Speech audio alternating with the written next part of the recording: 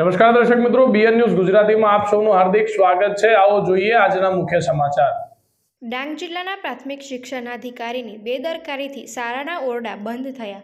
ડાંગ જિલ્લાના આહવા તાલુકામાં આવેલ ઉમરપાડા પ્રાથમિક શાળામાં છેલ્લા 2 વર્ષ વાવાઝોડાના કારણે થયેલ પતરાનું નુકસાન સામે અધિકારીઓનું ધ્યાન જતું નથી। કેમ ઉમરપાડા પ્રાથમિક શાળા 2 વર્ષથી 2 ક્લાસરૂમને તાળા લાગી ગયા છે, છતાં પણ અધિકારીઓની ઊંઘ ઉડતી નથી। કેમ ઉમરપાડા ગામના પ્રાથમિકોનું કહેવું છે કે 2 વર્ષથી ક્લાસરૂમ બંધ હોવા છતાં પણ ઉમરપાડા પ્રાથમિક શાળાના શિક્ષકો કે કોઈ અધિકારીઓ એ સ્કૂલનું સમારકામ કરવામાં રસ નથી ધરાવતા એવું લાગે છે।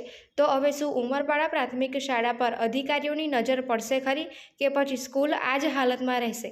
ત્યારે 2 ક્લાસના છોકરાઓ એક જ રૂમમાં 2 ક્લાસને ભણાવવામાં આવે છે, તો શું આ જ છે વિકાસ? જ્યારે મોટી મિટિંગોમાં અધિકારીઓ છોકરાઓના વિકાસની મોટી વાતો કરતા હોય છે, જ્યારે શાળાઓની મુલાકાત લઈએ તો વિકાસના કામો નજરે પડતા હોય છે, ત્યારે ઉમરપાડા પ્રાથમિક શાળા એક જ ઉદાહરણ છે કે અધિકારીઓ કેટલા સંવેદનશીલ છે।